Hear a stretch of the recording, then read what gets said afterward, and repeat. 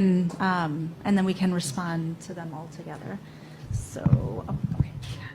Thank you. I have a question. What's the difference between the U.S. debt and the debt that African nations own?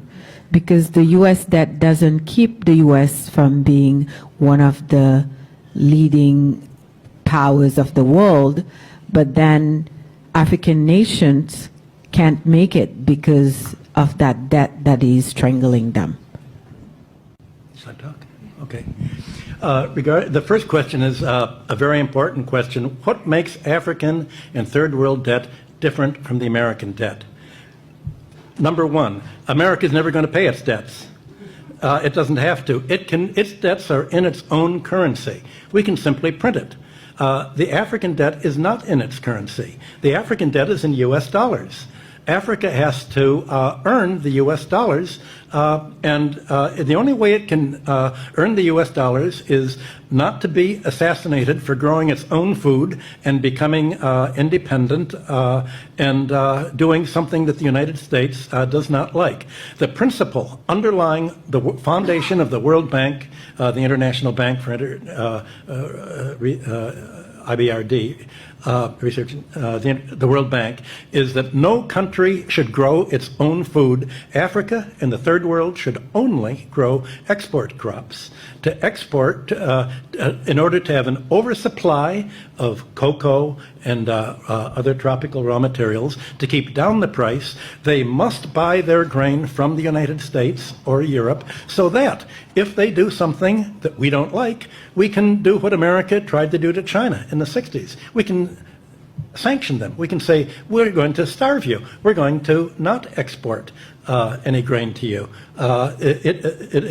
So owing their foreign debt in dollars means that they have to somehow sell something that the United States wants, not what they want.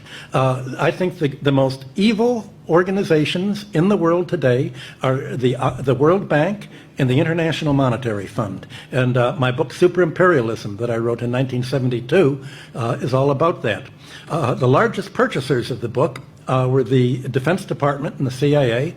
I was immediately, the organization I worked for was given a $75,000, $85,000 Defense Department contract for me to come to explain to them how American imperialism worked, and they used it as a how to do it book. They thought it was just spontaneous, and I had written the book thinking that socialists and third world countries would do something about it, and indeed it was translated into Spanish and other languages, but it was really the Defense Department that applied most of this, and I was amazed when I was invited to the White House to explain how imperialism worked.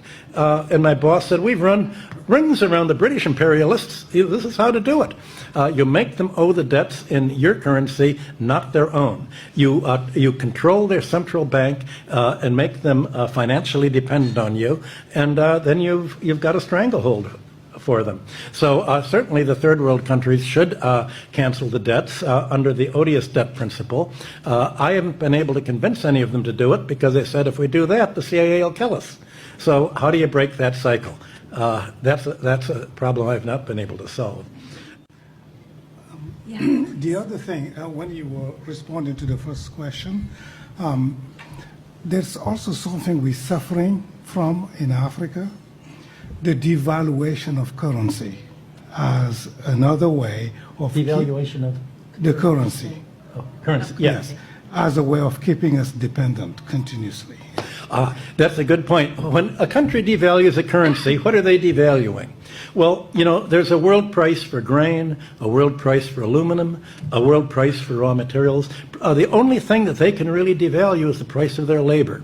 So when Africa or Latin America or Greece is told to, or America is told to devalue the currency, what that means is pay labor less. You have to squeeze out more to pay the top of the economic pyramid, to suck it all up to the top 10% or 1% or 0.1%. So devaluation is basically an anti-labor policy to prevent a domestic market and prosperity from developing. That is why China and Russia are saying, we don't want to be part of the dollar area. We want our own currency, and we'll only borrow in our own debt. Last time I went to China, it was a little annoying because they insisted in paying me in yuan, which all these little red bills that you have to go to a bank to turn in, and yet they said, well, we're following your advice. What do you complain about? So what could I do? It's a good idea, but at least they don't want any part of American sanctions.